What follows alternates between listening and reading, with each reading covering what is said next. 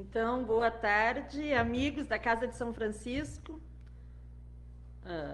Mais um sábado com live interativa. Hoje eu e o Luiz Eduardo, aqui meu filho, falando sobre a doutrina dos espíritos, falando sobre assuntos aleatórios, falando sobre a vida e a morte, que é, às vezes, um tabu tão pesado dentro de famílias, dentro de culturas. As pessoas, elas costumam segurar essa realidade e, de fato, é algo que às vezes pesa, porque a distância entre os corpos, ela machuca de fato. Mas é algo também que deve ser falado, a gente deve preparar, inclusive nesse final de semana,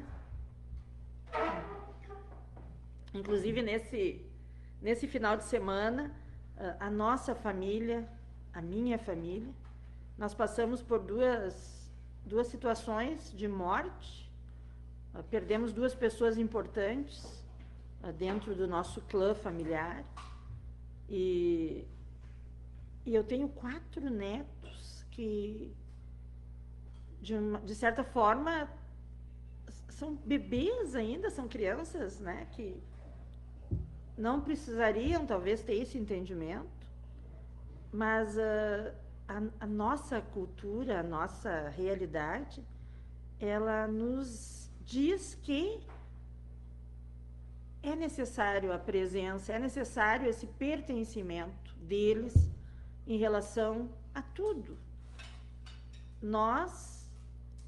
A nossa cultura, o nosso aprendizado em relação à morte, ela nos ensinou que a gente precisa colocar eles dentro dessa realidade, que é para todos, né? Eu sempre penso que tem 2 coisas que ninguém escapa nessa vida, ninguém escapa.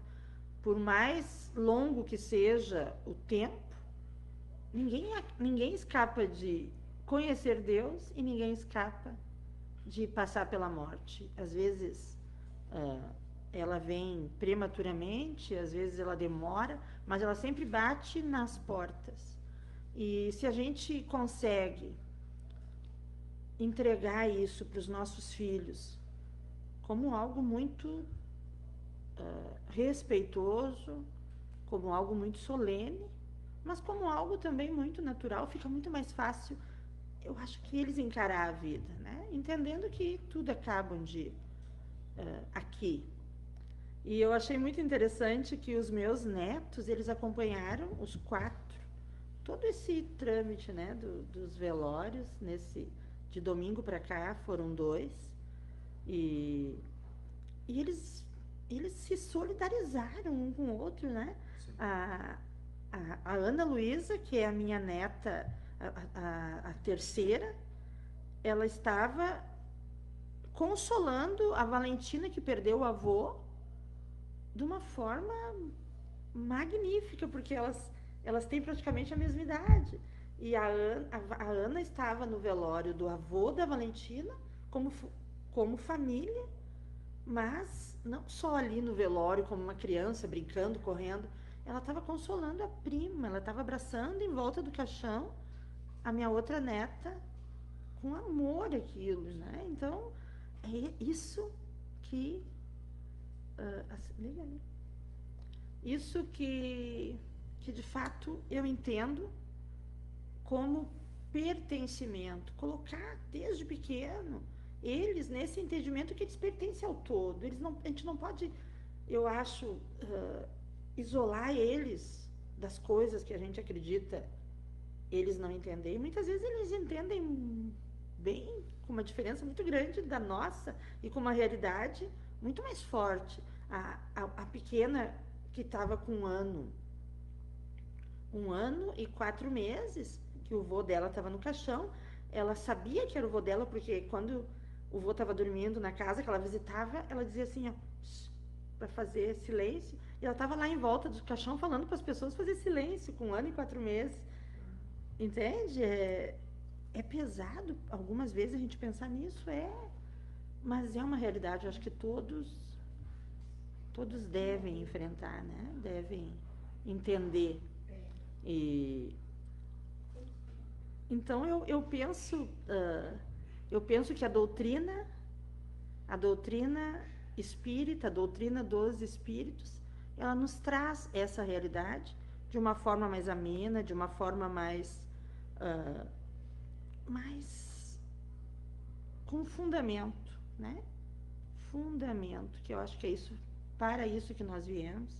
E agora no século XXI a gente já consegue se posicionar, não precisa mais se posicionar de uma forma tão alegórica, tão fantasiosa, e a gente tem que entender a realidade da vida, a realidade da morte, de uma forma com fundamento, com noções de realidade, né?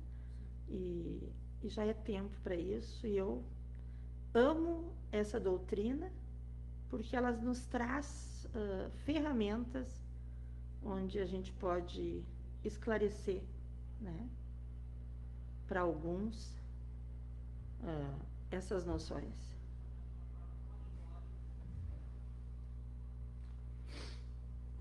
Não está na frente o microfone, gente? Acho que até está. Já, boa tarde, então, pessoal de Osório. Carla Lúcia Mendes mandando mensagem. Silvina de Freitas Lopes, boa tarde a todos. Cachoeira do Sul, olha só. Cachoeira do Sul foi minha cidade. Sua última estada, né? Durante um ano. Minha cidade durante um ano foi Cachoeira do Sul. Aqui tem o Lauri também, tu viu? Não sei se tu passou, o Lauri de Novo Hamburgo, um querido, sempre com a gente aqui na casa de São Francisco. Bota a música que eu não consigo ficar sem música. A Áurea, trabalhadora dessa casa. A Karina, lá Karina Perceval, de Caçapava do Sul. Marli Pérez Bittencourt. Ô, Lori, boa tarde, Fabiana. Gostaria de saber se quando alguém vai desencarnar, falar para a pessoa que ela vai para um lugar melhor. Gostaria de saber se quando alguém vai desencarnar, devemos falar para a pessoa que ela vai para um lugar melhor. Olha, essa questão, assim, é uma questão bem pessoal, porque às vezes ali, quando a pessoa está nessa agonia da morte, ela não quer ouvir isso, entende? Ela não quer ouvir isso. E eu acho até que é interessante para alguns que a gente incentive a vida, né? Que a gente incentive a vida, porque às vezes a gente quer fazer uma andorinha e acaba fazendo um urubu. Tu chegar ali no leito da morte, sabendo que a pessoa está na agonia, e ainda falar sobre, tu tá indo, mas lá vai ser legal. Às vezes a pessoa nem acredita nisso, nem sabe, não tem noção do que possa vir a acontecer. Então, eu acho que fica mais difícil.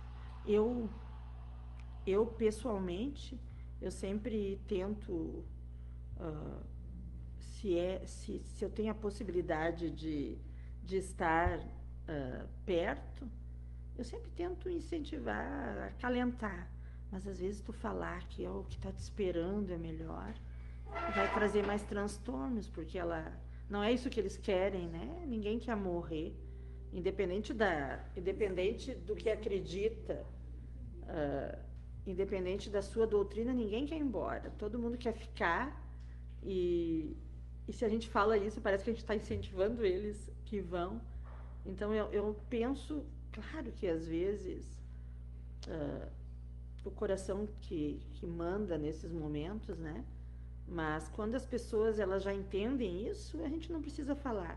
E quando elas não entendem, não sabem dessa situação, é melhor que a gente só esteja junto nesse momento, mostrando a solidariedade. Mas não, eu acho que mostrando um caminho que para eles não existe, né? Ainda não existe. Não tem um. Quer que eu bote aqui no meu? Acho melhor tu botar. Tá. Tu falou disso aí, eu lembrei do caso da Cacau, né? Que a Cacau foi uma pessoa que fez o curso, trabalhava no centro espírita e depois que faleceu teve sim uma certa desespero, revolta, né? Desespero. Uma revolta. Tu falou tudo, uma revolta muito grande. Ela tinha o entendimento, né, do que... Tinha o entendimento, tinha fé, tinha o conhecimento, mas na hora... Muita fé. Mas na hora... Quer desligar ali? Não tá funcionando direito, hein? Mas na hora da passagem mesmo, no momento da passagem, ela... Agora melhorou, não consigo ficar sem a música, parece que eles me... Eu acho que Hã? Ah, sim. E para ela foi muito difícil, lembra? A revolta que ela teve. E mesmo com o conhecimento, né? Por mais que tu dissesse, ó, vai e tal, ela não queria ir embora. O que ela queria era ficar.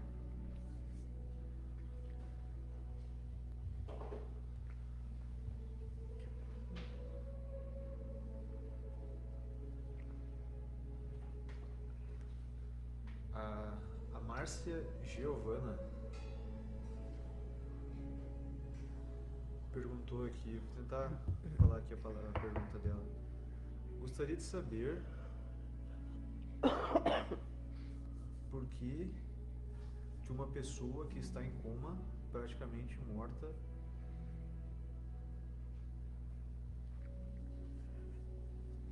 gostaria de saber o que acontece quando uma pessoa que está em coma, praticamente morta, renasce de novo.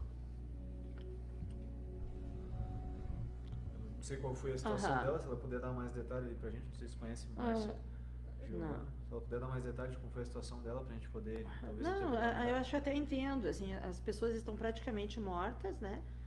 O corpo físico não está reagindo e ela renasce. Na realidade, não é nem a questão de renascer, porque a gente só é considerado morto quando o corpo físico não tem mais viabilidade e quando o espírito se desliga. Os laços fluídicos que existem entre o espírito, através do perispírito, e o corpo físico são desligados. Daí não tem nada que faça com que isso volte. Às vezes a pessoa, o coração para e não tem mais batimentos, né? Se reanima, mas não significa que os laços foram cortados. Por quê? Porque a pessoa só voltou porque ainda existia ligação. O espírito não tinha se desligado daquele corpo. Então não é uma questão de renascer. Eu penso, e pelo que os espíritos nos dizem, que quando existe a morte, não tem nada que faça com que segure, quando é a hora da morte. Sim. Quando acontece da pessoa ficar muito tempo em coma e o corpo se restabelecer, é porque realmente não era a hora, ainda tem um tempo dentro da encarnação, né? Existe um tempo hábil dentro da encarnação. Então, mesmo quando as pessoas têm parada respiratória, parada cardíaca, e eles são reanimados e voltam, é só a parte física que parou. O corpo ainda tem ligações fluídicas o espírito ainda está ali ligado pelas ligações fluídicas através do perispírito. Então não existiu a morte ainda. Sim.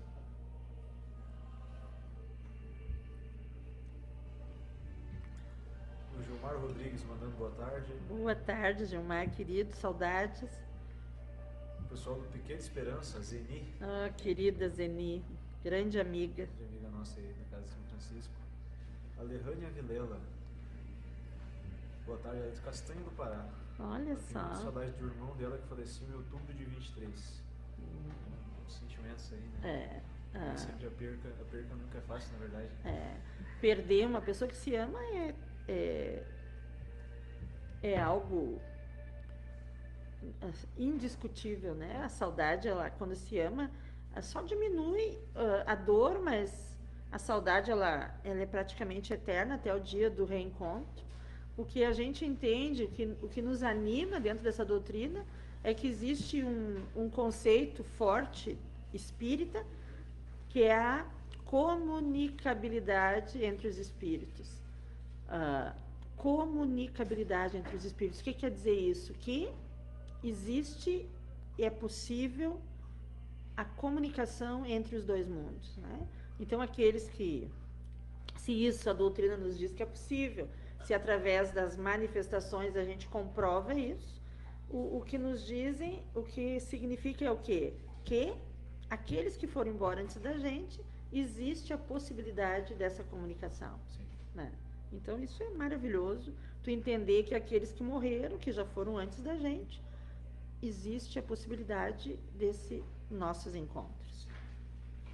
Uma dúvida que eu tenho sobre esse assunto mesmo, eu acho que tu até comentou uma vez, mas eu não me recordo, por exemplo, digamos que eu faleça hoje e daqui a 10 anos eu reencarne. Uhum. Tu não vai conseguir mais conversar com essa minha versão aqui que eu tenho, depois que eu já fui partir para outra encarnação?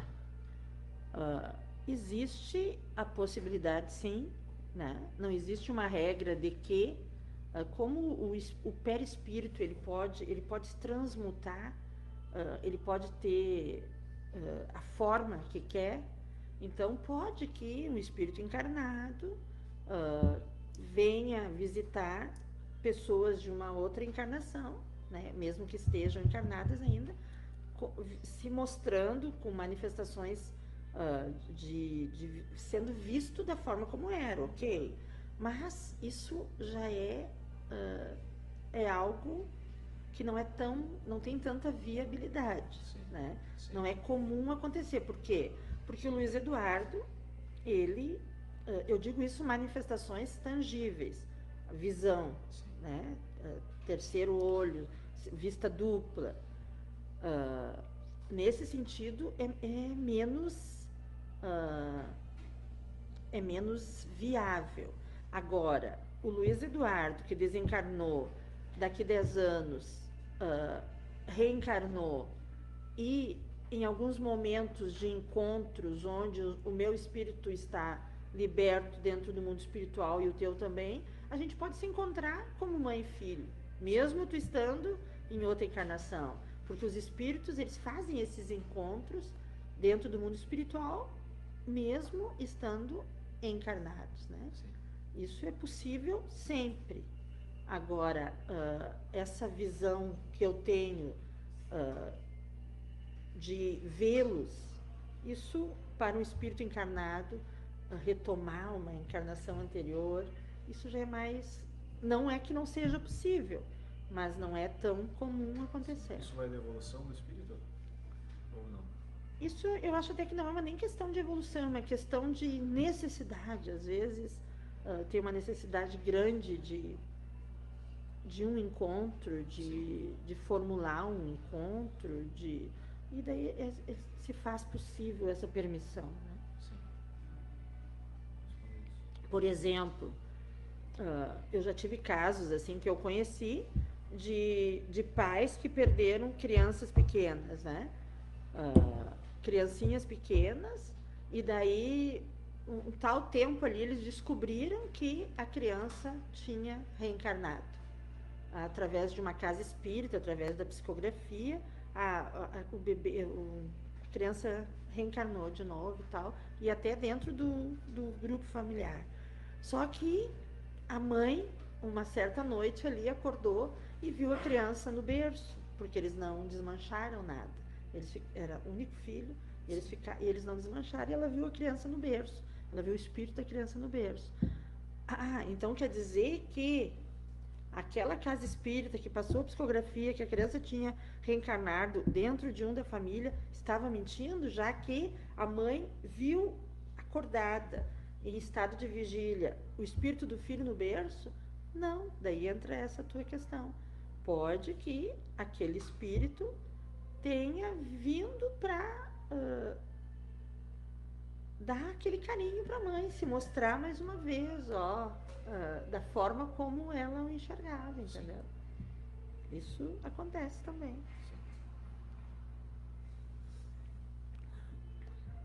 Sim. O nosso querido Ederson Bavaresco, querido, trabalhador dessa casa.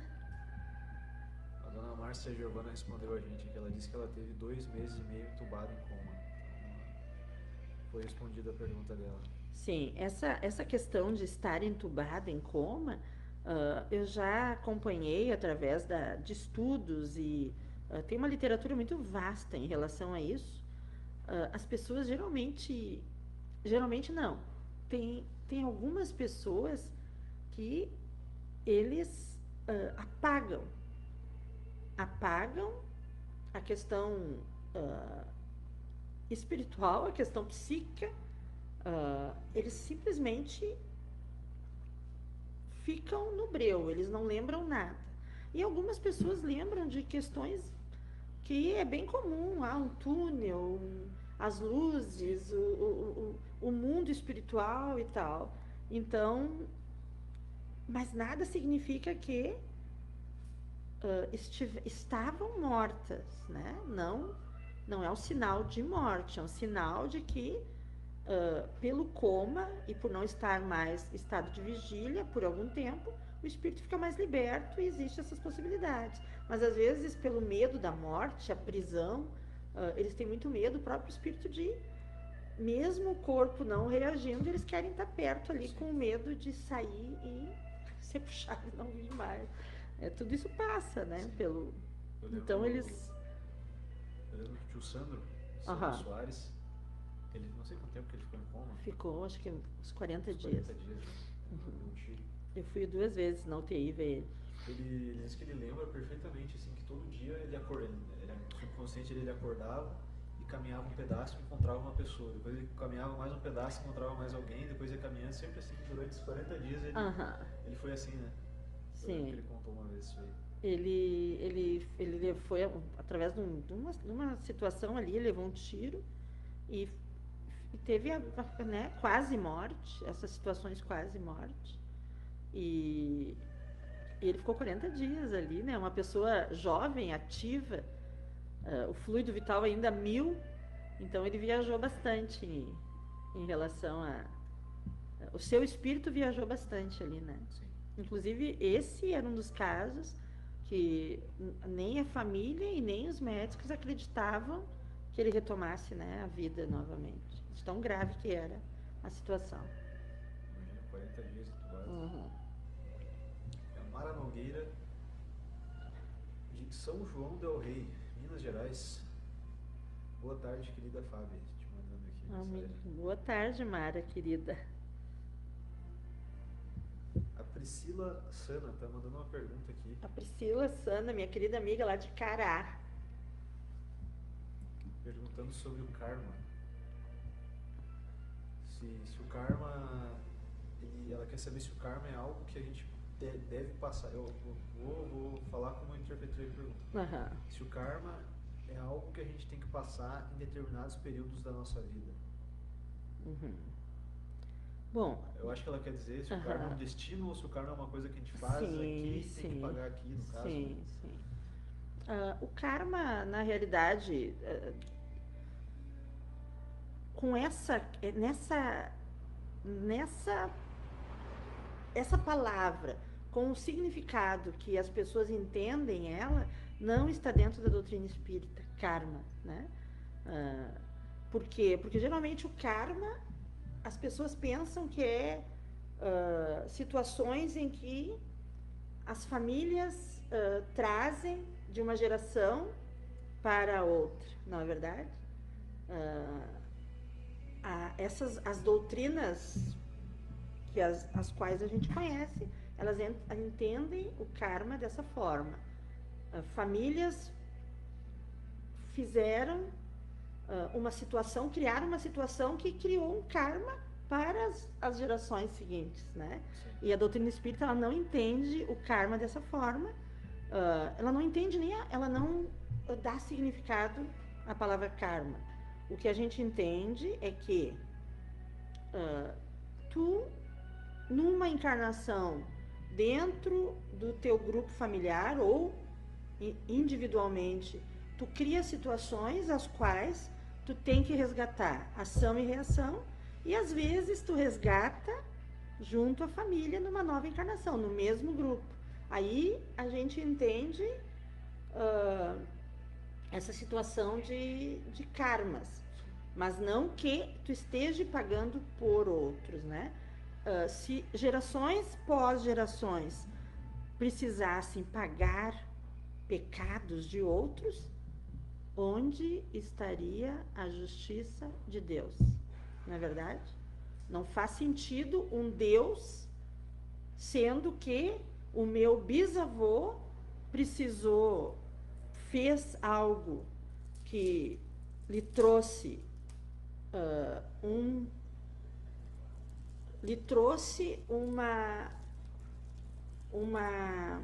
qual é a palavra? Um comprometimento em outras encarnações e para a sua geração também, né? Então, nesse sentido, a doutrina espírita ela não entende o karma. Agora, que o meu avô ou o meu bisavô possa, dentro da minha família, resgatar suas dívidas, isso sim. Dentro do mesmo clã familiar, resgatar suas dívidas, sim. Por exemplo, a família do meu marido, eles são diabéticos, né? Então, entre 10 filhos, eu acredito que 6, 7 são diabéticos, ok? Daí, eles são de doutrina evangélica. E o que é a doutrina evangélica ao qual eles pertencem? Diz que isso é um karma familiar, né? Eles são diabéticos, eles têm essa doença, diabetes tipo 1, alguns netos também têm. Por quê? Porque é um karma familiar. As gerações trouxeram, não é um karma que eles dizem, qual é a palavra? Tem uma outra palavra que eles falam, maldição, né? É uma maldição familiar. O que a doutrina espírita nos diz? Pode que aqueles espíritos que têm que passar por essa doença crônica estejam reunidos na mesma família, mas as dificuldades deles eram individuais e estão juntos fazendo isso, mas não que eles estão resgatando dívidas de outros, não. A gente vem individualmente e resgata as nossas dívidas e não de um grupo familiar. Então, o karma, nesse sentido, a doutrina espírita não entende, né? O que a gente entende, sim, são nos resgates até o último J, como ele falou, tínhamos que resgatar tudo e a gente tem as encarnações para isso, para esse resgate. As provas, sim, a gente tem provas físicas marcadas para passar, aquele dia da prova. Por exemplo, uma criança os alunos que estão na escola, eles estão ali estudando todos os dias, brincando, mas tem um dia marcado para uma prova. A folha vem para frente deles. Estão sozinhos, vão ter que passar por aquilo. Depende de como estão preparados para a reação deles. Cada um tem uma reação conforme se preparou para aquilo, né? Então, cada um, às vezes as provas são iguais para muita gente, mas cada um passa da forma como se preparou. Quando a prova é para uma criança, no caso, né? Acontece alguma coisa ruim para uma criança, seria isso um resgate? Seria um resgate, sim, para aquele espírito. E seria um resgate também, às vezes, para os pais, né? São grupos que têm que passar por uma situação e os pais acolhem aquele espírito, que é um espírito que muitas vezes já existiu o amor anterior em outras vidas, né? Mas sempre resgate, né? Deus não é um Deus cruel que pega um bebezinho ali e diz, agora tu vai já nascer com câncer, já vai nascer com uma cardiopatia grave, tu vai nascer com isso, sendo que nascem tantas crianças tão saudáveis, né? Então, Deus não pega um balaio lá e, eu penso, pela justiça e por tudo que ele controla de uma forma tão maravilhosa, ele não ia pegar um balaio, ó, tu vai ser são, tu vai ser doente, tu mais ou menos, entende? Mas qual seria daí a prova que um bebê estaria passando? Às Até vezes, onde a gente entende, um bebê não tem discernimento, né? sim, sim, Não tem discernimento mas da vida ainda. o corpo físico é de uma criança que tem que passar pelas fases da infância, mas o espírito é de alguém que já viveu algumas encarnações e tem resgates a buscar. E às vezes falta. Conseguiria aprender alguma coisa nessa Exatamente, exatamente. Ó, se tu tem um tempo para estar aqui, né? Sim. Assim como todo mundo, tem que cumprir aquele tempo. Tem pessoas que não cumprem o tempo, né? Tem pessoas que, por covardia, desistem da vida antes, negligenciam a vida, porque a gente vem com o corpo para viver o nosso tempo encarnatório. Se tu judiar muito e desgastar ele sem cuidado, é natural, assim como qualquer coisa, que ele vai se desgastar antes. Então, negligenciam a vida. Faltou o tempo, então tem que ser resgatado o tempo. E é nessas encarnações curtas que se resgata isso. Esse tempo necessário para que se cumpra tudo. E as famílias, espíritos muitas vezes muito amorosos, eles entendem dentro de relações espirituais, porque nada é por acaso, né? Que eles aceitam essa missão de cuidar de uma criança assim, de um espírito assim que vem para pouco tempo ou que vai passar, porque às vezes eles vêm com doenças e duram muito tempo, porque a encarnação realmente era longa, as dificuldades momentâneas no começo da encarnação eram pesadas, né? Sim. Mas passam com mérito, passam com... Isso é maravilhoso. Prova mesmo, né? É uma prova. Passava assim. E já colocam essas provas junto a esse amor materno e paterno, que é um amor incondicional, independente de como tu seja, de como tu venha, de como tu proceda a tua encarnação, tu é tudo para mim, né? É isso que é o bacana de Deus. Sandra Regina mandando boa tarde. Boa tarde. A Ângela Maria Sana também que manda boa tarde para nós. A Ângela Maria deve ser a mãe da Priscila, querida. Sim. Cristiane de Caçapava do Sul também mandando boa tarde para nós. Boa tarde, Cris.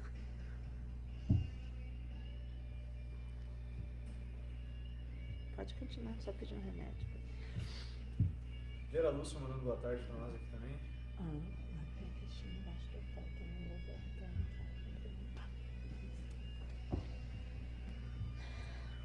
Vera Lúcia também é frequentadora da casa e estuda, né? Está fazendo o curso de 2025. Uma coisa que aconteceu comigo, lembra que a última live que eu fiz contigo no sábado, a gente passou a live inteira falando de sonho, né? Foi só sonho que a gente falou. Eu não lembro. Foi eu e Amanda que fizemos junto. E te contei o que aconteceu comigo esses dias, né? Na sexta-feira ali, um pouco antes do falecimento. Ah, sim, sim. Bem. Pode contar. E nunca assim, antes me aconteceu de ter uma certa visão, digamos assim. E era... Não é visão. Visão tu tem sempre. Não aconteceu de ter uma premonição. Premonição, então. Na sexta-feira eu tive um sonho assim bem pesado com meu cunhado. O pai dele estava no hospital, estava internado no hospital, né? Há muito tempo já, um certo tempo ali. 30 dias já. 30 dias. Eu tive um sonho assim muito pesado com meu cunhado, tanto que pra mim aquilo foi um pesadelo, assim, onde eu acordei e eu não conseguia nem respirar direito, como se ele tivesse falecido, assim, né? E no final desse dia, o pai dele faleceu. Né? Foi assim, no final desse dia, eu não entendi, né? Eu não interpretei aquilo como uma possível Previsão, né? Aham, Mas ele acordou assim, mãe, eu me acordei bem mal. Eu sonhei que eu tinha visto na TV que o Marcos tinha morrido e aquilo eu comecei a chorar muito, porque mesmo sendo cunhado, mas eles têm muito amor entre eles, né? Mesmo sendo cunhado. se ele pegar a minha irmã, eu gosto muito dele. Mesmo ele pegando a tua irmã, né? A única. É. E, e daí tu disse que tu chegou no mesmo sonho, tu chegou aqui na casa espírita, estava sentado o Marcos, o irmão e a mãe. E a mãe dele. E daí tu ficou feliz porque tu viu que ele não estava morto, mas alguém tinha morrido. Alguém tinha morrido. E daí naquele dia morreu o pai dele, naquele mesmo dia. morreu o pai dele. O mundo espiritual, ele se movimenta. Por exemplo, assim como no nascimento de uma criança, as pessoas, até as pessoas que não estão envolvidas, elas ficam ali naquela curiosidade, quando é que vai nascer? Já está perto. As pessoas se envolvem para um espírito que está vindo, né, numa encarnação. A mesma coisa quando a pessoa está voltando para a pátria, né? Está voltando para o mundo espiritual. É aquele murmurinho, todo mundo esperando, as pessoas que o conheciam, estão voltando, né? E é dentro dessas situações que o nosso espírito também se envolve em algumas premonições. A gente vive no mundo espiritual. No momento que o nosso corpo descansa, que estamos dormindo, a gente se envolve com o mundo espiritual e a gente vive aqueles momentos ali, aquelas conversas, e quando volta para o corpo físico, às vezes a gente não entende de fato, porque a gente volta para uma caixa, e aquela caixa, ela tem limitações, né? Então, muitas vezes, tu não lembra exatamente o que tu ouviu, o que tu viu, mas tu tem noções de que algo acontece, está por acontecer, né? Sim.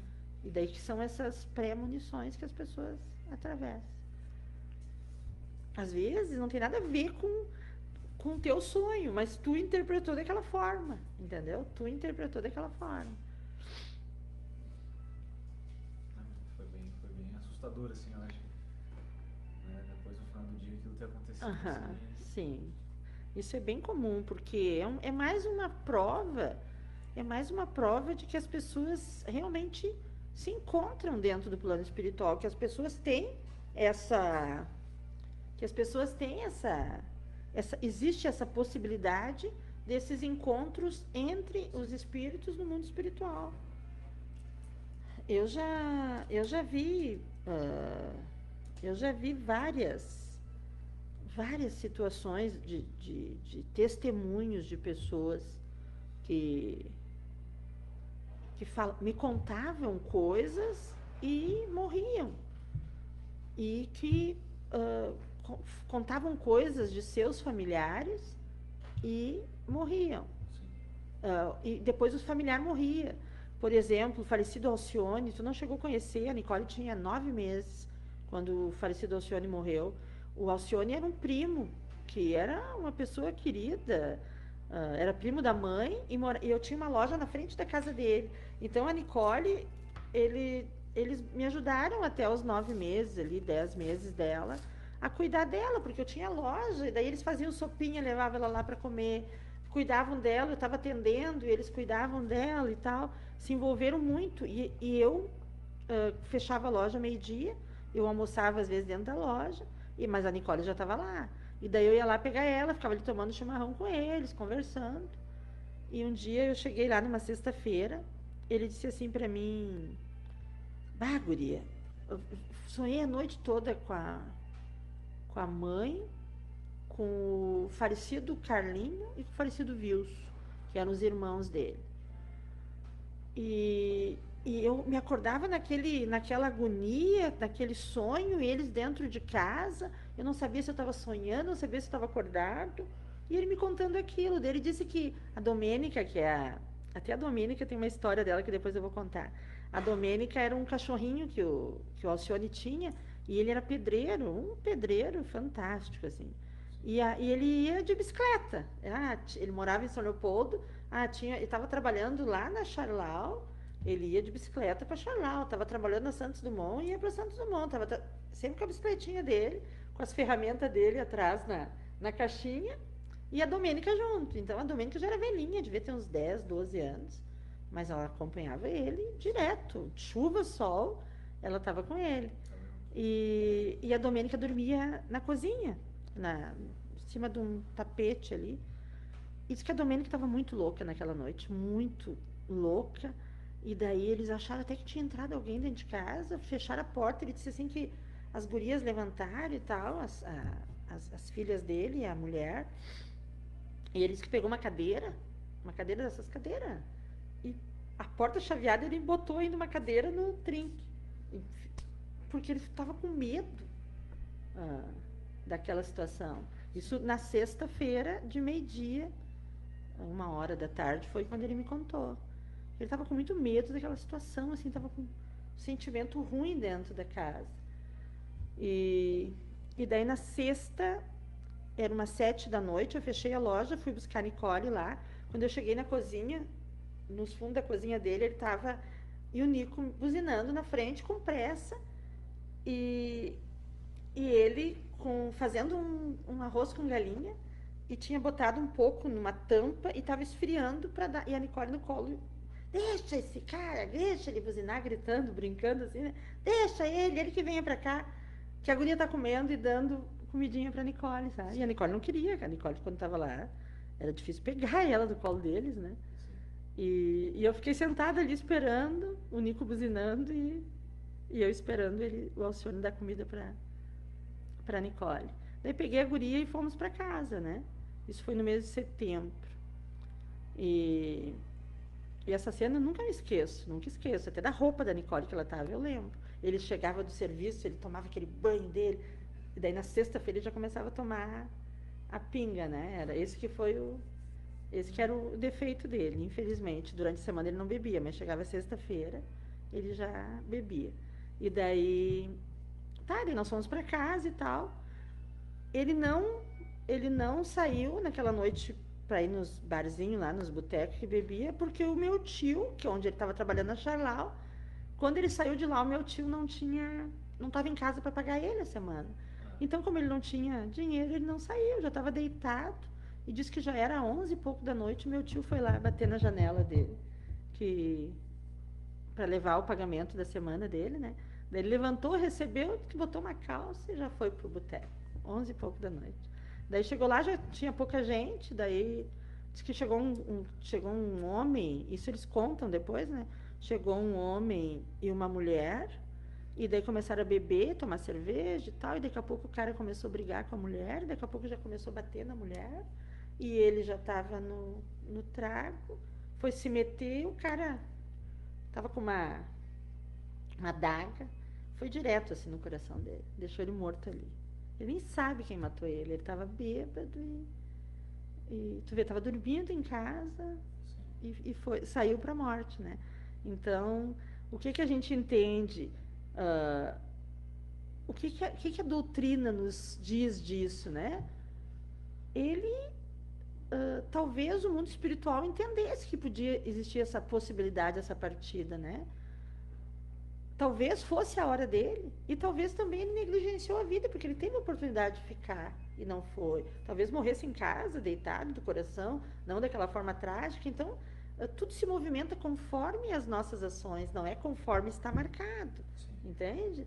Porque não faz sentido. Não faz sentido ele ter tantas visões que teve uma noite anterior, né, sobre a mãe, a família toda ali, o medo que ele sentiu, a dificuldade, porque ele disse para mim, eu estava com medo, tinha alguma coisa errada ali dentro, porque eu estava sentindo um peso de alguma coisa para acontecer, e de fato aconteceu, que foi a sua própria morte, né? Isso é um caso. Se eu contar todos, nós temos horas de live, né? Mas isso tudo é... Ele faleceu em que ano? Ele faleceu no ano de 1994, setembro de 1994. A Nicole nasceu em janeiro. Sim. Deixa eu contar da Domênica. E a Domênica foi incrível, Porque daí teve o velório dele, e foi ali na época ainda existia aquelas capelas mortuárias ali em São Leopoldo, no hospital. E ele foi velado ali. E depois ele foi enterrado num cemitério. Eu não me lembro o nome, mas não era um cemitério, não era na feitoria e não era no cemitério municipal. Eu acho que era alguma coisa da prefeitura, assim. Ah, era alguma coisa, eu não lembro assim direito agora para dizer onde foi. E, e ninguém viu mais a Domênica. Eu não lembro. E ninguém lembra da Domênica ali ninguém lembra da Domênica ali no dia do velório, Sim. ali no Hospital Centenário. E a Domênica simplesmente desapareceu. E a gente tinha muita vontade, porque a gente sabia, todo mundo sabia do amor que ele tinha, e a família tinha pelo cachorro, né? E ninguém entendeu, meu Deus, o que aconteceu? Será que ela não quer ficar? E assim, ó, 2, 3 semanas depois, alguém foi lá no cemitério, ela estava lá no túmulo dele. No túmulo dele. Então, explica-se como isso, Sim. né? Eles queriam até chamar na época, TV, alguma coisa. mostrar, mas não tem explicação para isso. Como é que ela, será que ela seguiu? Claro, tem explicação, porque pode que no momento ali da gente, aquela questão muito triste, porque todo mundo sentiu muito, porque todo mundo gostava muito dele. Ele era uma pessoa muito querida, era uma pessoa amada pela família. Então foi muito, aquela forma trágica, foi muito triste para todos. Só que assim, ó, ninguém lembra da Domênica, tá ali na volta do caixão, não ficou marcado para ninguém. Ou ela tá ali perto, ninguém lembra dela. E ninguém lembrou da Domênica, entendeu? Era o cachorro da família. Tinha sua casa, dormia dentro da cozinha, num tapetinho, era bem cuidada, né? Sim. E ninguém lembra da Domênica ter acompanhado o cortejo, porque era longe. O centenário é ali não sei que bairro é aquele ali, mas é centro. E o sepultamento foi um lugar bem. Não, foi um lugar que não é. Eu não sei nem que bairro é, mas é alguma coisa da prefeitura, assim, porque eles não tinham terreno, não tinham túmulo, né? Sim. Próprio. E depois, acho que 2, 3 semanas, alguém avisou que ela estava lá, sabe? No túmulo dele. Então, são coisas que não tem explicação, né? Só a espiritualidade que entende, pô. E ele deve ter buscado ela, e ela deve ter sentido o cheiro dele, porque eles eram realmente. Ela era muito ligada a ele, né? Então.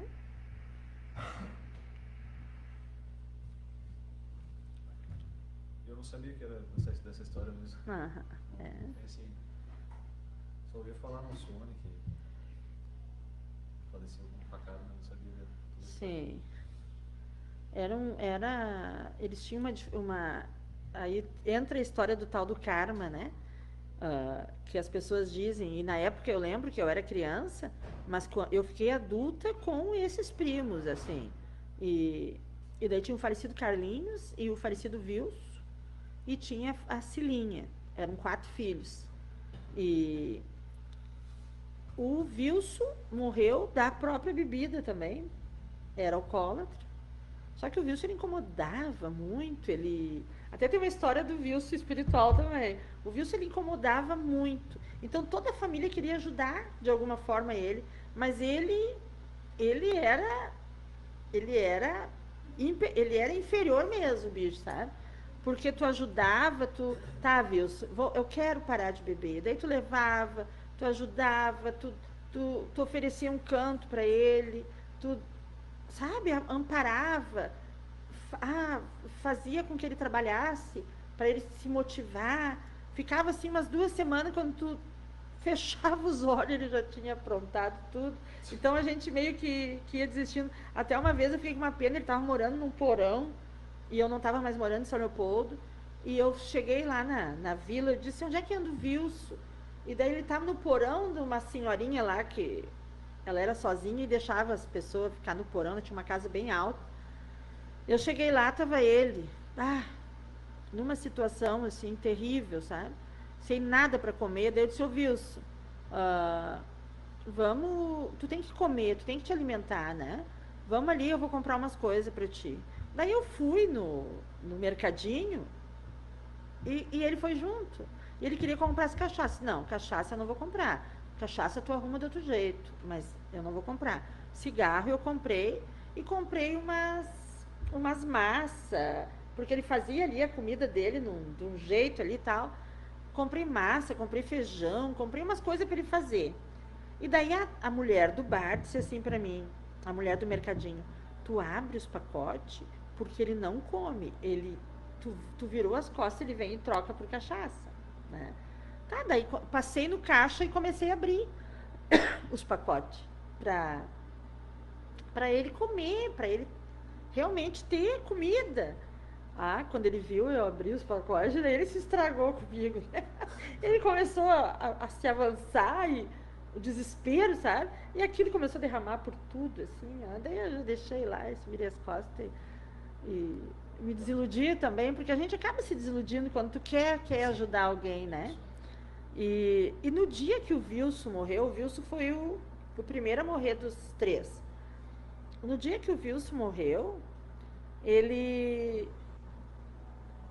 eu nem sabia que ele estava no hospital. Ele tinha caído, batido a cabeça e tal lá. Eu nem sabia que ele estava no hospital. E ele morreu novo, 40 e poucos anos. Morreu por de fato não ter negligenciado a vida. Vivia bêbado, caindo e tal. E o Nico veio a Novo Hamburgo, teu pai, e chegou em casa e disse assim e o Nico não sabia que ele tinha morrido. E eu já recém tinham me contado, mas não sabia nada de velório, de enterro, nada. E o Nico chegou, eu estava atendendo as crianças, ele disse assim para mim, as crianças não, só tinha o Fernando pequeno. Ele disse assim para mim, bah, eu fugi do Wilson hoje. Passei numa parada, parei o carro numa parada lá em Novo Hamburgo e tava o Wilson na parada, me olhando. E eu fiz de conta que não conhecia, não ia dar carona pro Wilson e vim para casa. Isso fazia 1 hora. E o Nico tá brincando, né? E não, já como o Nico é médium, ó. Ele não acreditou quando eu disse o Wilson morreu, ele não acreditou que o Wilson era morto. E o falecido Alcione, agora contando histórias de família, né? Sim. O falecido Alcione foi, logo depois do Wilson também, era alcoólatra também. Aí a questão do karma, né? E não era karma, eles escolheram isso para a vida deles, né? Estavam nesse meio e o que a gente planta, né? ele também estava morando nesse porão, nesse mesmo porão que o Wilson morava. Só que o Carlinhos, o falecido Carlinhos, ele também era pedreiro, ajudava naquela época, todo mundo tinha um porco no fundo da casa para matar, né? Os caras eram bons, eles iam lá, carneavam e entregavam o bicho cortadinho já, né? Sim. Então todo mundo ele beneficiava muita gente. E ele era respeitado, mesmo sendo alcoólatra, ele era respeitado pelas pessoas, entende? Inclusive pela família. Ele tinha um certo barreira moral que o Wilson não tinha. Ele era incapaz de fazer um mal para alguém. Ele fazia um mal para ele, que era a bebida, né? Mas ele bebia com o dinheiro dele, ele não pedia nada para ninguém. Ele trabalhava e bebia. Só que ele não cuidou da vida, né? Da vida dele. Falecido Carlinhos. E daí um dia eu cheguei, eu não estava morando mais aqui, né? E eu cheguei ali, eu disse pro pai, como é que tá o Carlinhos? Daí o pai, parece que não tá muito bom da cabeça. Eu disse, vamos lá ver ele. Daí eu e o pai fomos. E daí eu cheguei no galpão, eu levei um susto quando eu cheguei no galpão. Tava todo esburacado o galpão, todo esburacado. A mulher tinha laje.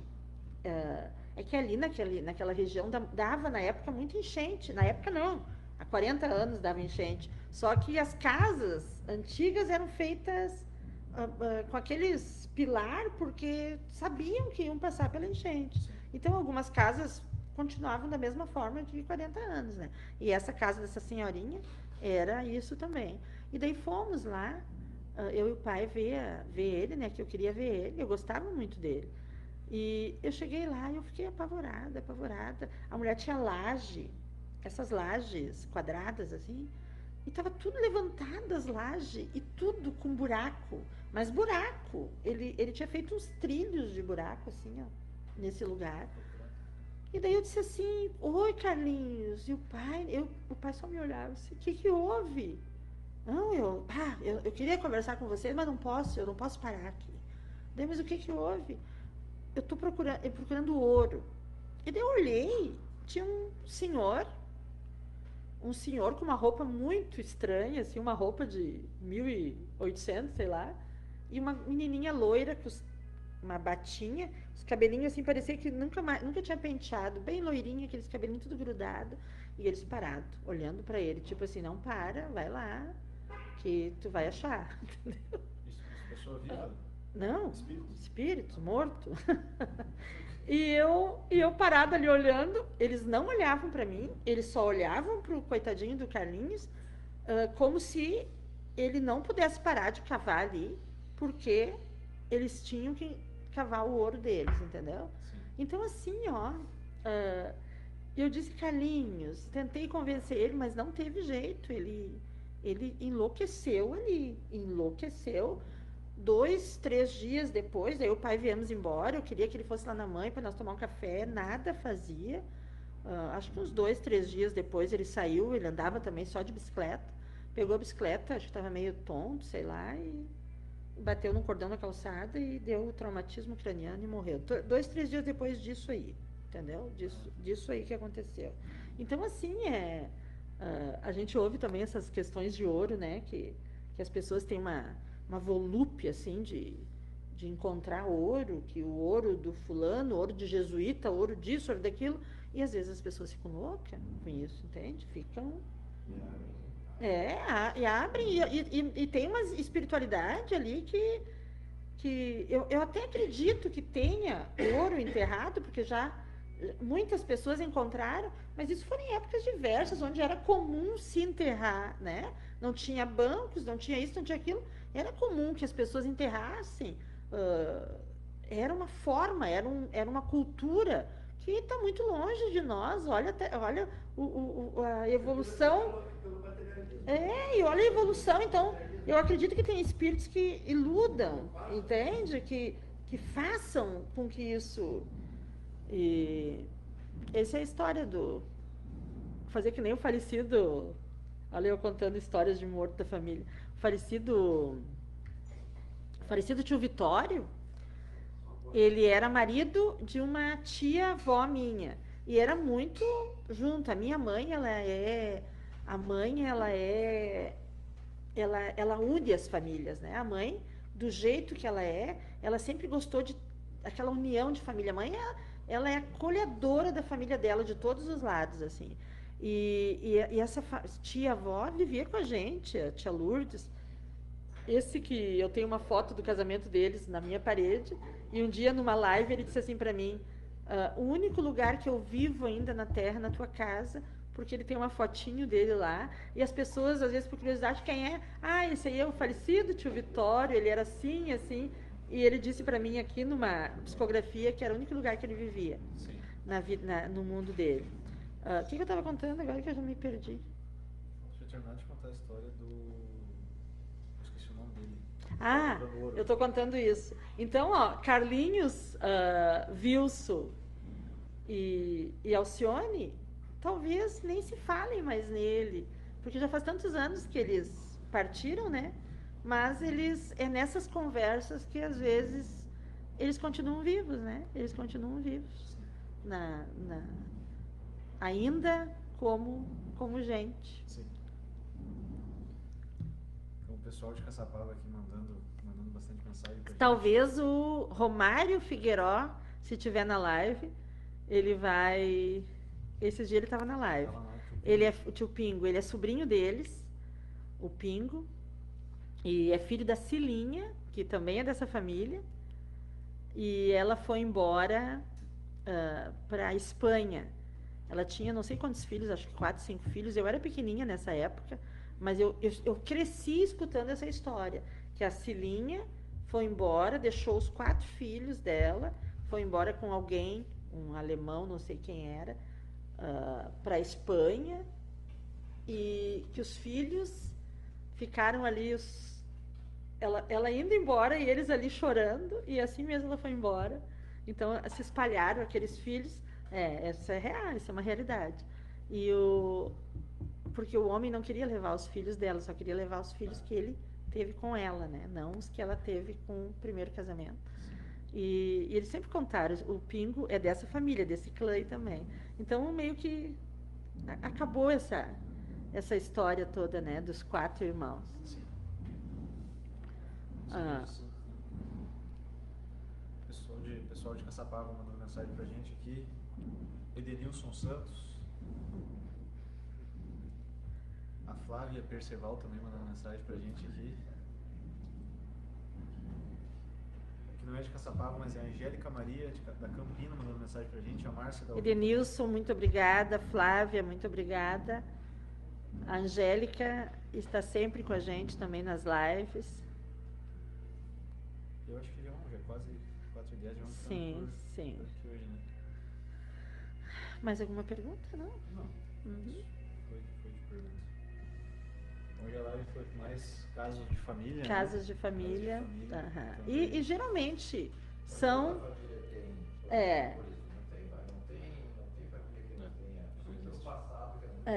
Era comum, né? Sim.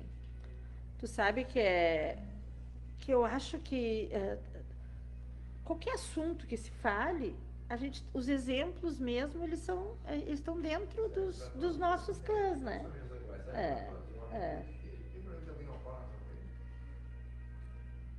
Eu estava falando da menina que ali, eu tenho 33 anos.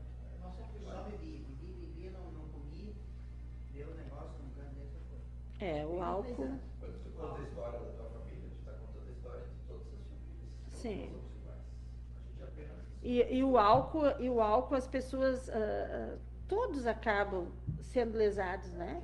Toda a família acaba sendo lesada quando se tem um alcoólatra na família, né? E no final o pai tentou pegar, beber, posar lá em casa, lá está direto nele. E a gente confia e a gente quer que eles parem, a gente quer que eles voltem uma vida normal, e tu dá um voto de confiança e daqui a pouco volta tudo a estaca zero. Só que a maioria das pessoas desistem de ajudar, né? Tem alguns que consistem, que são resilientes, né?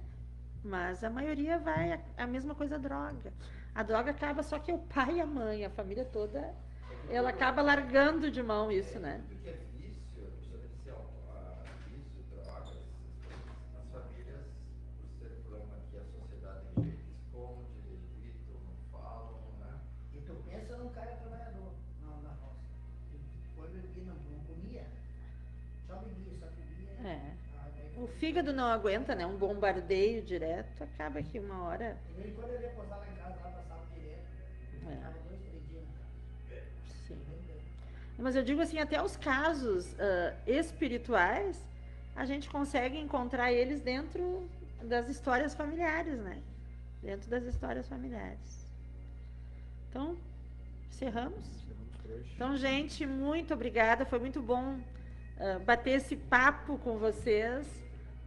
É muito bom poder estar aí, poder ser recebido, nós, trabalhadores dessa casa, com tanto carinho, com tanta consideração. Fiquem com Deus. Até a nossa próxima live. Terça-feira, dia 12 de agosto. Aguardamos a todos, 21 horas. Um abraço, muito obrigada. E pessoal que não sabe, as lives no Facebook, elas são excluídas automaticamente. Baixa um pouco, por favor. Automaticamente elas são excluídas depois de 30 dias. Então, às vezes, tu quer olhar uma live de novo, não tem no Facebook. Porém, no nosso canal no YouTube, ainda tem muito material, muito conteúdo. Tem mais de 250 vídeos lá no YouTube, para o pessoal que quiser dar uma olhada.